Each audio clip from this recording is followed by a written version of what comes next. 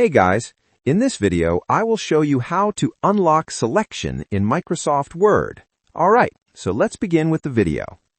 Now when you open Microsoft Word, you might run into an error where you try to type in a Word document but you're unable to write anything because of a selection error.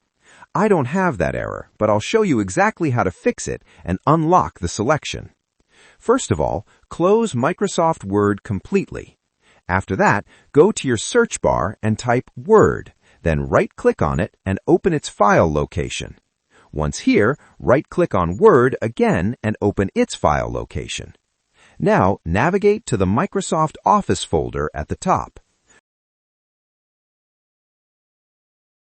Inside this folder, you'll see a file called OSPP Rearm. Simply right-click on it and choose Run as Administrator. Once you do this, the issue should be resolved. You'll now be able to type normally and the selection will be unlocked in Microsoft Word.